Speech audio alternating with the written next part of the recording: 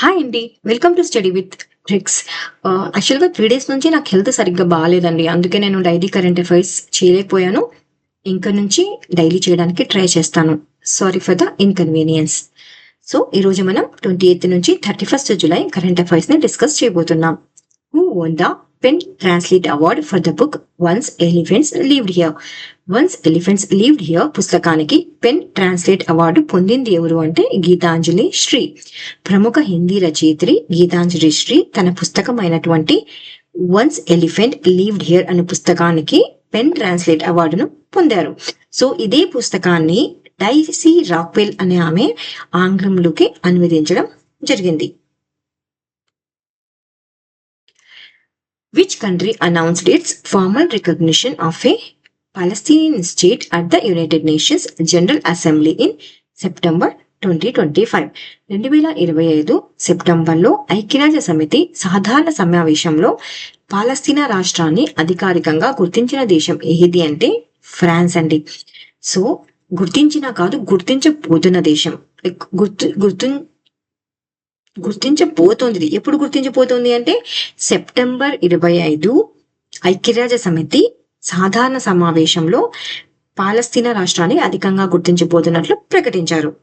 So ఎవరు ప్రకటించారు?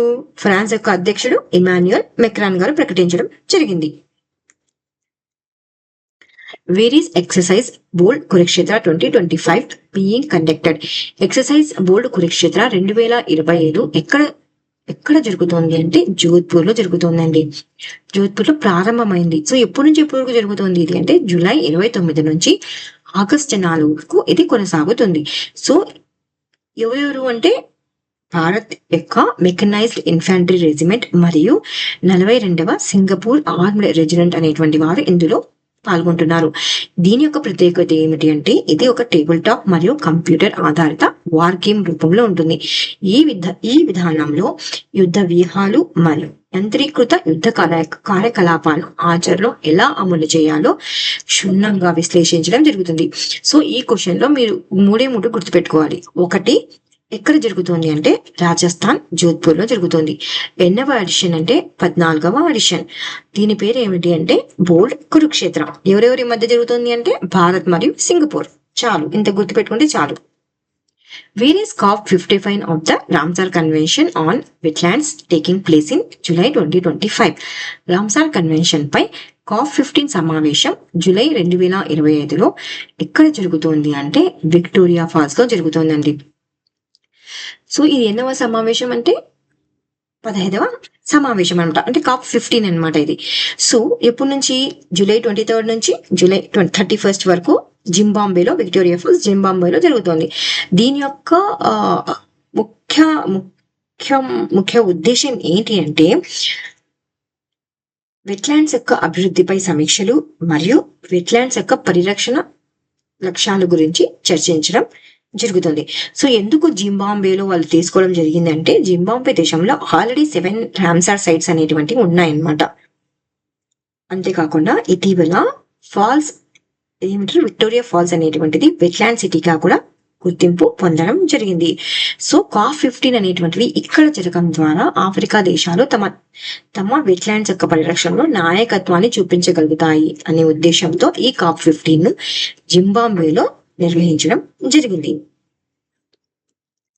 So ఇవి చాలా ఇంపార్టెంట్ అంటే ఏంటి అంటే అక్కడ ఏం డిస్కస్ చేశారు అనేటువంటివి చాలా ఇంపార్టెంట్. సో ఇందులో ఈ COP15 యొక్క థీమ్ ఏంటి అంటే protecting wetlands for our common future. అంతేకాకుండా ఇది emphasise on wetlands role in biodiversity, climate resilience and sustainable development. జీవ వైవిధ్యం, వాతావరణ స్థిరత్వం మరియు సుస్థిర అభివృద్ధిలో తేమ ప్రాంతాల పాత్రను ఇది హైలైట్ చేస్తుంది. అంతేకాకుండా ఇందులో భాగంగా ఈ డిస్కషన్స్ లో భాగంగా COP15 లో ఒక స్ట్రాటజిక్ ప్లాన్ ను ఎంచుకోవడం జరిగింది. ఎన్ని సంవత్సరాల వరకు అంటే 10 సంవత్సరాల రోడ్ మ్యాప్ ను వీరు ఎన్నుకోవడం జరిగింది. ఎప్పటి నుంచి ఎప్పటి వరకు అంటే 2025 నుంచి 2034 వరకు ఒక వ్యూహాత్మక ప్రణాళికను ఎంచుకున్నారనమాట. సో ఎగ్జామ్ లో ఎలా అడుగుతారంటే ఎన్ని సంవత్సరాల వరకు వీళ్ళు ప్రణాళికను రచించారు అంటే 10 years అండి.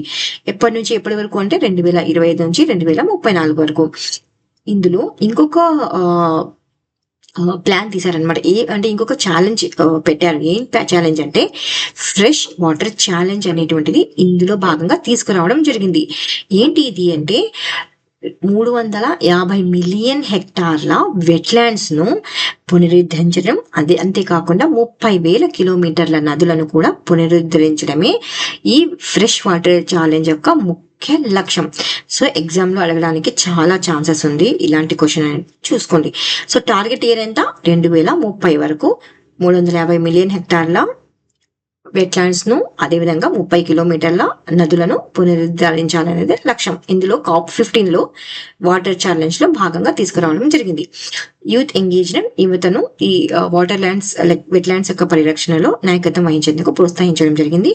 ఫినాన్సింగ్ వెట్లాండ్స్ అంటే వెట్లాండ్స్ యొక్క పరిరక్షణ కోసం ప్రభుత్వ మరియు ప్రైవేట్ నిధులను సమీకరించేందుకు డిస్కషన్స్ అనేటువంటివి జరగడం జరిగింది అనమాట.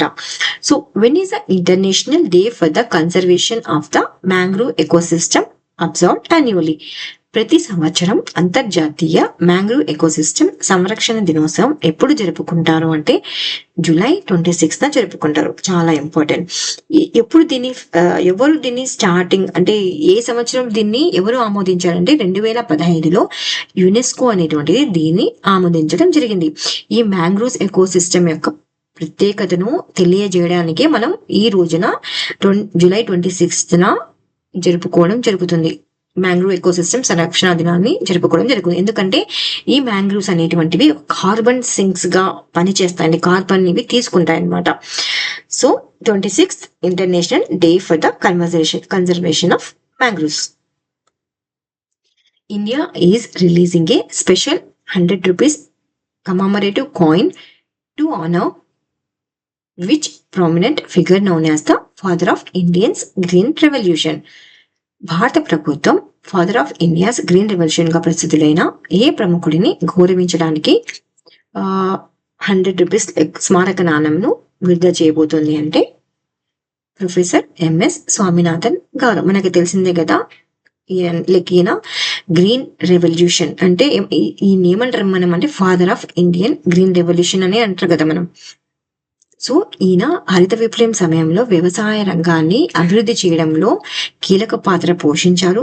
అంతేకాకుండా అధిక దిగుబడి గల పంటలు మరియు ఆధునిక వ్యవసాయ సాంకేతికలు భారత వ్యవసాయాన్ని మార్చు ఆహార భద్రతను కూడా మెరుగుపరిచాయి. అంటే ఈయన చేసినటువంటి మనం ఎకానమీలో చదువుకుంటాం కదా హరిత విప్లవం గురించి, గ్రీన్ రెవల్యూషన్, ఇతను చేసినటువంటి కృషి గురించి అన్నిటిని. సో అందులో అవన్నీ దృష్టిలో ఉంచుకొని సో స్వామినాథన్ గారి పేరు మీద 100 రూపీస్ స్మారక నాణ్యంను విడుదల చేయబోతుంది. క్వశ్చన్ ఇంపార్టెంట్, ఒకసారి చూసుకోండి. Who has been appointed as the new chairman of the Insurance Regulatory and Development Authority of India in 2025? 2025లో భారత బీమా నియంత్రణ మరియు అభివృద్ధి ప్రాధికార సంస్థకు కొత్త చైర్మన్ గా ఎవరు నియమితులయ్యారు అంటే అజయ్ సేత్ గారు నియమితులయ్యారు. ఈయన ఎవరి స్థానంలో వచ్చారంటే దెబశీష్ పాండా గారి స్థానంలో ఈయనను నియమించడం జరిగింది. ఎవరు ఆమోదించారు ఈయన నియామకాన్ని అంటే కేంద్ర కేబినెట్ అనేటువంటిది ఈయన నియామకాన్ని ఆమోదించడం జరిగింది. సో ఈయనకు 3 సంవత్సరాల పదవీ కాలం లేదా 65 years పూర్తయ్యే వరకు ఈయన పదవిలో ఉంటారనమాట. ఈయన 1987 IAS బ్యాచ్ కు చెందిన వారు.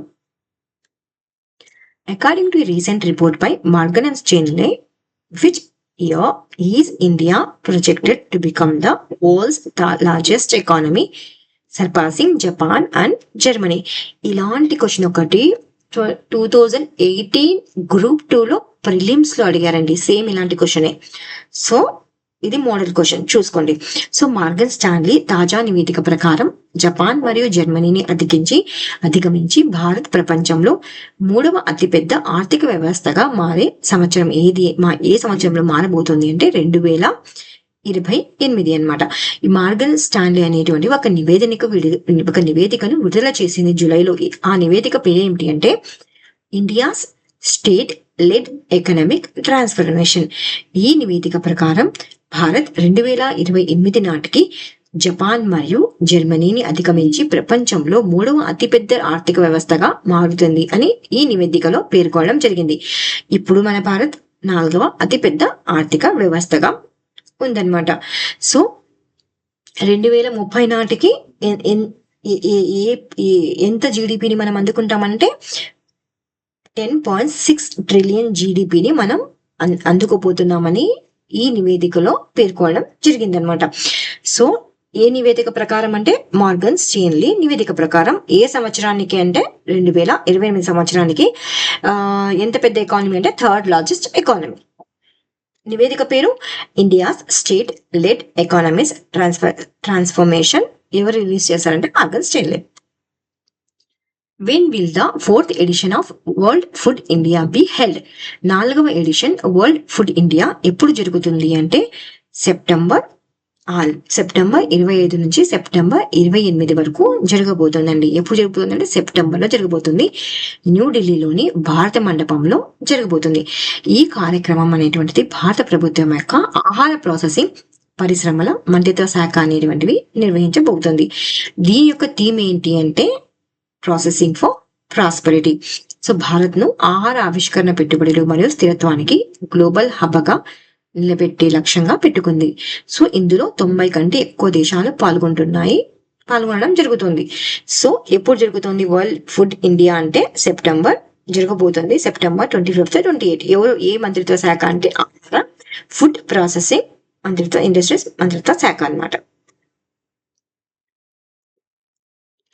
Where was India's first hydrogen powered train coach successfully tested? భారతదేశపు మొదటి హైడ్రోజన్ ఆధారిత రైల్వే కోచ్ ఎక్కడ విజయవంతంగా పరీక్షించబడింది అంటే ఇంటిగ్రల్ కోచ్ ఫ్యాక్టరీ చెన్నైలో అండి. సో ఇది ఫస్ట్ అన్నమాట. అందుకే ఇంపార్టెంట్. ఎప్పుడైనా సరే ఫస్ట్ అని వచ్చినప్పుడు ఈ క్వశ్చన్ అనేటువంటిది ఇంపార్టెంట్ అయిపోతుంది.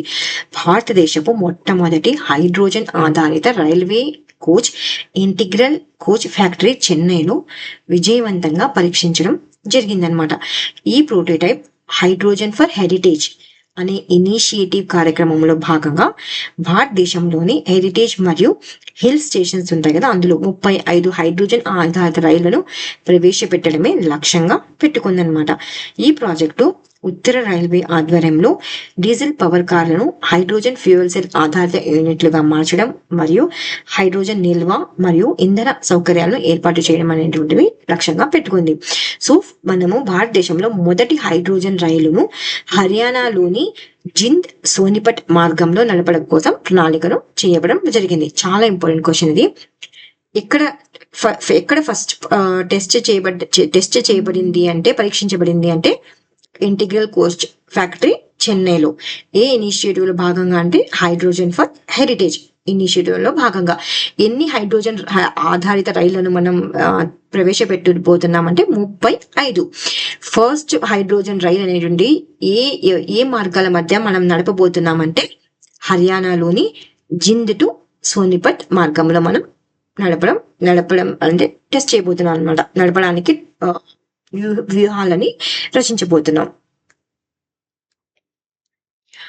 What is the name of the world's largest hydropower dam being constructed by China on the Erlong Tispango River?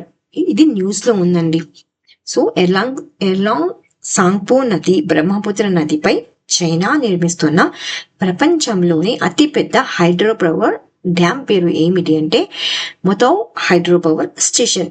ఈ మొతౌ హైడ్రోపవర్ స్టేషన్ అనేటువంటివి చైనా టిబెట్ లోని ఎర్లాంగ్ సాంగ్పో నది బ్రహ్మపుత్ర నదిపై మొటివో హైడ్రోపవర్ స్టేషన్ నిర్మాణాన్ని ప్రారంభించింది. ఇది 3 గార్జెస్ డ్యామ్ కంటే పెద్దదైనది మరియు అధిక విద్యుత్ ఉత్పత్తి సామర్థ్యంతో ప్రపంచంలోని అతిపెద్ద హైడ్రోపవర్ డ్యామ్ గా మారనుంది. సో చాలా ఇంపార్టెంట్ ఇది. ఏ నది అని అడుగుతారండి? ఎర్లాంగ్ సాంగ్పో నది. దీని ఏమంటారంటే బ్రహ్మపుత్ర నది అని కూడా అంటారు. దీనికి ఇంకో పేరు ఈ స్టేషన్ కాకుండా ఈ డ్యామ్ ని ఇంకా ఏమని పిలుస్తున్నామంటే వాటర్ బాంబ్ అని కూడా అంటున్నాం, మెక్డాంగ్ హైడ్రోపవర్ స్టేషన్ అంటున్నాం, మొతియో హైడ్రోపవర్ స్టేషన్ అంటున్నాం, యార్లాంగ్ టీస్పాంగో డ్యామ్ అని కూడా అంటున్నాం. సో ఇన్ని పేర్లు ఉన్నాయి దీనికి. ఇందులో ఏ క్వశ్చన్ లో ఏది అడిగినా మీరు కరెక్ట్ అని రాయాలి. What is the primary goal of the UAE's new tied excise tax system on sugar sweetened beverages starting in January 2026? జనవరి 26 నుండి యుఏఈ యొక్క కొత్త స్థాయి ఎక్సైజ్ పన్ను అనేటువంటి వ్యవస్థ యొక్క ప్రధాన లక్ష్యం ఏమిటి అంటే to reduce sugar consumption and promote healthier choices. చక్కెర వినియోగాన్ని తగ్గించడం మరియు ఆరోగ్యకరమైనటువంటి ఎంపికలను ప్రోత్సహించడమే దీని యొక్క ట్యాక్స్ యొక్క ముఖ్య లక్ష్యం అన్నమాట. సో యుఏఈ అనేటువంటిది చక్కెర తీపి పానీయాలపై కొత్త పన్నును, ఎక్సైజ్ పన్నును తీసుకురావడం జరిగింది. ఎందుకంటే వారి యొక్క జనాభాలో ఏమంటారు, చక్కెర యొక్క వినియోగాన్ని తగ్గించాలి అని అనుకుంటున్నారు అనమాట. తగ్గించాలి అంటే వారి లక్ష్యం ఏంటి అంటే అధిక చక్కెర కలిగిన పానీయాలను మరింత ఖరీదు చేయడం ద్వారా జనాలు ఎక్కువ కొనరు కదా, అందువల్ల ఇలా తీసుకురావడం అనేటువంటివి జరుగుతుంది. అంతేకాకుండా ఉదాహరణకు తీసుకుంటే స్థూలకాయం మరియు టైప్ 2 మధుమేహం వంటి వాటిని ఎదుర్కోవడమే దీనికి లక్ష్యంగా పెట్టుకున్నారు. సో ఏ కంట్రీ అని అడిగినారు అనుకోండి, రీసెంట్ గా ఏ country sugar sweet and beverages పై ట్యాక్స్ విధిస్తుంది అంటే యుఏఈ అని రాయాలి. ఎందుకంటే క్వశ్చన్ ఎలాగైనా అడగచ్చు కదా. Where has a center of excellence for better implementation of the provisions of the Panchayats Extension to the Scheduled Areas Act. PESA 1996 has been established. పంచాయతీల అంటే షెడ్యూల్ ప్రాంతాలకు విస్తరణ చట్టం PESA 1996 యొక్క మెరుగైన అమలుకు సెంటర్ ఆఫ్ ఎక్సలెన్స్ కేంద్రం అనేది ఎక్కడ స్థాపించబడుతుంది అంటే అమర్కంటక్ మధ్యప్రదేశ్ లో అండి. అది కాకుండా మధ్యప్రదేశ్ లో ఎక్కడ అంటే ఇందిరాగాంధీ నేషనల్ ట్రైబల్ యూనివర్సిటీ వద్ద సెంటర్ ఆఫ్ ఎక్సలెన్స్ అనేటువంటివి స్థాపించబడుతుంది. ఇది వ్యూహాత్మకంగా ముఖ్యమైనటువంటి, ఎందుకంటే మధ్యప్రదేశ్ లో ఎక్కువ గిరిజనులు పీవీటీ చేస్తున్నారనమాట, ముఖ్యమైన గిరిజన ఆధిక్య ప్రాంతం కాబట్టి ఈ కార్యక్రమాన్ని పంచాయతీ రాజ్ మంత్రిత్వ శాఖ, అదేవిధంగా మధ్యప్రదేశ్ ప్రభుత్వం మరియు IGNTU యొక్క యూనివర్సిటీ యొక్క సంయుక్త ప్రయత్నమే ఏది అంటే సెంటర్ ఆఫ్ ఎక్సలెన్స్ అన్నమాట. ఇక్కడ అంటే ఏ స్టేట్లు అంటే మధ్యప్రదేశ్ అని రాయాల్సి ఉంటుంది. ఏ ప్రాంతం అంటే Amarkantak. Where has India's first center of excellence for hornbill conservation been established?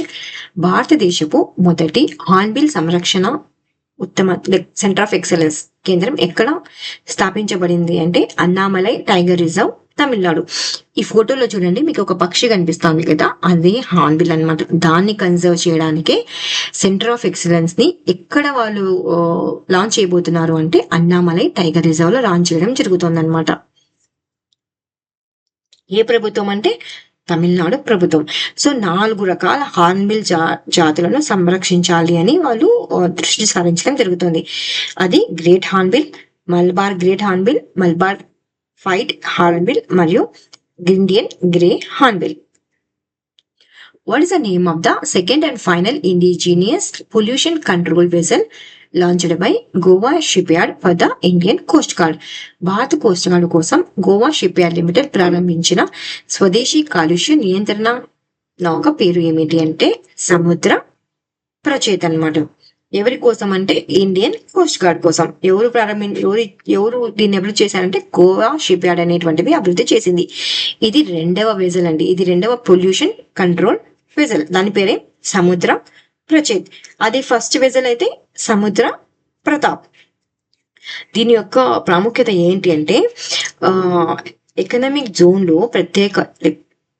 Zone లో ఆర్థిక మండలంలో లేక సముద్ర కాలుష్యాన్ని, ముఖ్యంగా ఆయిల్ స్పిల్స్ ను, అది ఓడర్ వేయడం వల్ల ఆయిల్ స్పిల్స్ జరుగుతాయి కదా షిప్స్ వల్ల, దానిని తగ్గించే ఉద్దేశంతో దీన్ని తీసుకురావడం జరిగింది. దాన్ని నియంత్రించే ఉద్దేశంతోనే, పొల్యూషన్ ని నియంత్రించాలి అనే ఉద్దేశంతో ఈ వెజల్ ను, అంటే మనకి ఇప్పుడు ఎన్ని వెజల్స్ ఉన్నాయంటే 2 వెజల్స్ ఉన్నాయండి. ఒకటి ఏది అంటే సముద్ర ప్రతాపు, 2 ఏముందంటే సముద్ర ప్రచేతు. ఏ కార్యక్రమం భాగంలో దీన్ని తీసుకురావడం జరిగింది అంటే మేక్ ఇన్ ఇండియా మరియు Atmanirbhar Bharat. What is the significance of the Karkidaka Vavu Bali festival observed in Kerala, India? భారతదేశంలోని కేరళలో జరుపుకునే కార్కిడక వాము బలి పండుగ ఆర్ట్ అండ్ కల్చర్ లో వస్తాయండి. అడగచ్చు, స్టాండర్డ్ జీకేలో కూడా అడగచ్చు ఇది. సో యొక్క ప్రాముఖ్యత ఏంటి అంటే to honour and pay homage to deceased ancestors, మరణించిన పూర్వీకులకు గౌరవం మరియు నివాళి అర్పించడం అనే కార్యక్రమంలో భాగంగా దీన్ని తీసుకురా ఫెస్టివల్ అనేటువంటిది జరుగుతుంది. ఇది ఎక్కడ జరుగుతుంది అంటే కేరళలో జరగడం.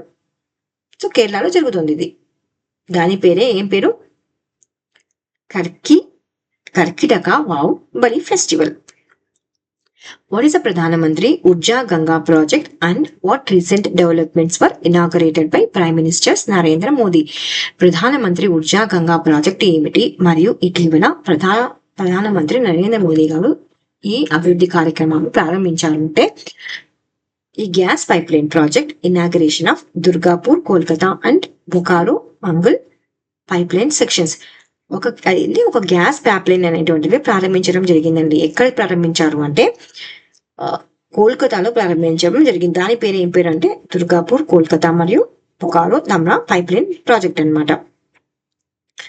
సో ఇది ఏ ప్రాజెక్ట్ లో భాగంగా దీన్ని ప్రారంభించారు గ్యాస్ పైప్ లైన్ ని అంటే ప్రధానమంత్రి ఉర్జా గంగా ప్రాజెక్ట్ లో భాగంగా ఇది తూర్పు భారతదేశంలో సహజ వాయువు అందుబాటును పెంచడానికి ఉద్దేశించడం జరిగింది. సో ఇది జగదీష్పూర్ హల్దియా మరియు బొకారో తుమ్రా పైప్ లైన్ ప్రాజెక్ట్ లో భాగంగా ఉంది.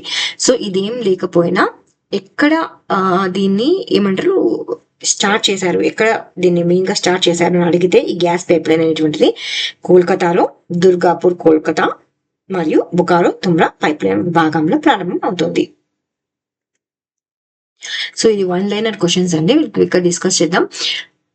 Vidhu Ishika is an Indian woman who achieved the prestigious title of Mrs. Earth International Award. So, Mrs. Earth International Award ఎవరికి లభించింది అంటే విధు ఇషికా గారు గెలుచుకున్నారు మిసెస్ ఇంటర్నేషనల్ ఎర్త్ ఇంటర్నేషనల్ అవార్డును. The India Young Professional Scheme is a visa program that allows Indian citizens aged 18 to 30 to live and work in the United Kingdom for up to 2 years. అంటూ ఒక కొత్త scheme అనేటువంటిది రావడం జరిగింది. అంటే ఎవరెవరి మధ్య అంటే ఇండియా మరియు యూకే మధ్య అన్నమాట. సో ఈ స్కీమ్ లో భాగంగా ఇది ఒక వీసా ప్రోగ్రామ్. సో మన ఇండియన్ సిటిజన్స్ ఏజ్ అంటే 18 to 30 years మధ్య ఉన్నవారు యునైటెడ్ కింగ్డమ్ లో వెళ్ళొచ్చు, అక్కడ వర్క్ చేయొచ్చు అనమాట. ఎన్ని సంవత్సరాల కోసం అంటే ఫర్ 2 years కోసం. On July 25th, 2025, Prime Minister Narendra Modi surpassed Indira Gandhi's record as India's second longest serving Prime Minister.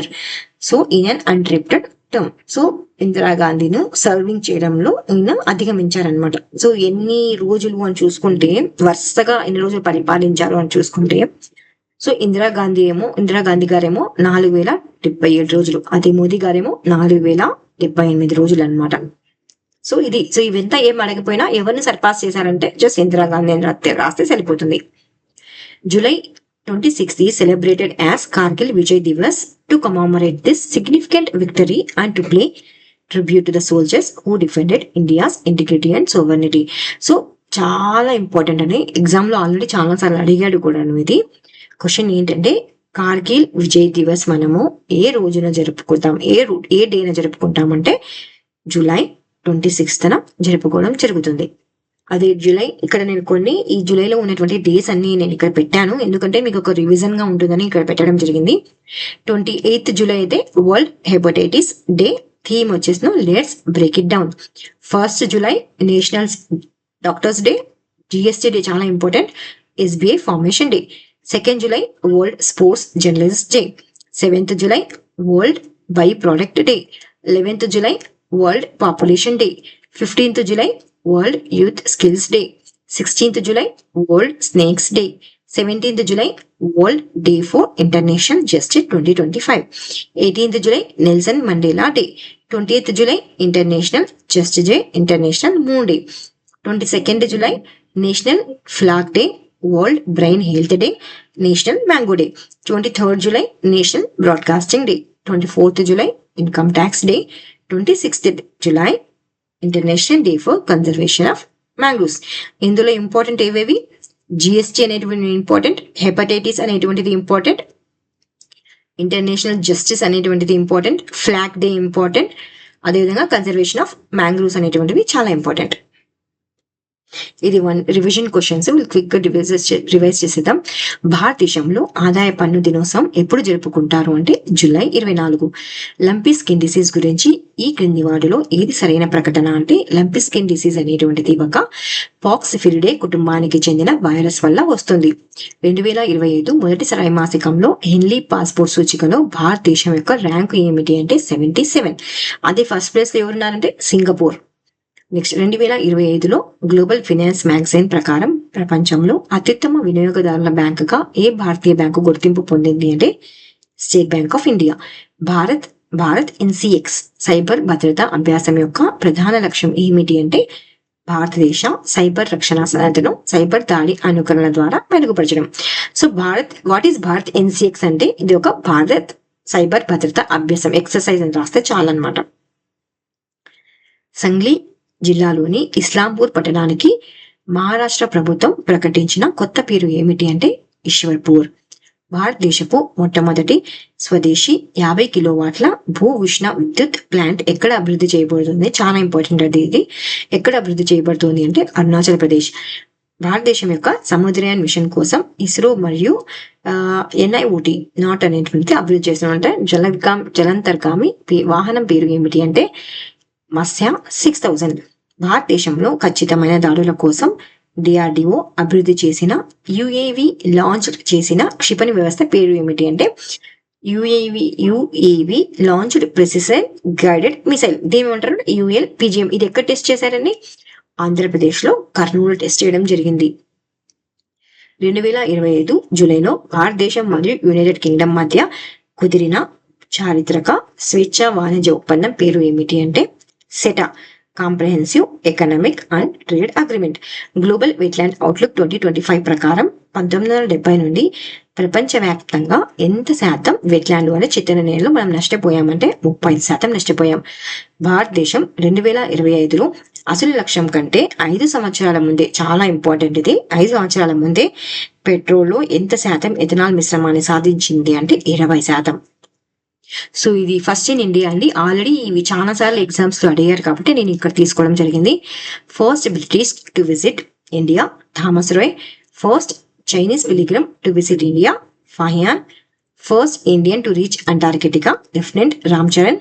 First judge in International Court of Justice doctor Nagender Singh. First Muslim president of the Indian National Congress Badruddin Tyabji. First post office open in India, Kolkata, 1727. First wax statue of a living Indian is Mahatma Gandhi at Madame Tussauds in 1939. India's first Lok Sabha member to be elected with a record maximum number of votes, PV Narasimha Rao. For India's first open university is Dr. B.R. Ambedkar University. So, even the current affairs. Thank you so much for watching Study with the Tricks. Please like and share and subscribe. Thank you.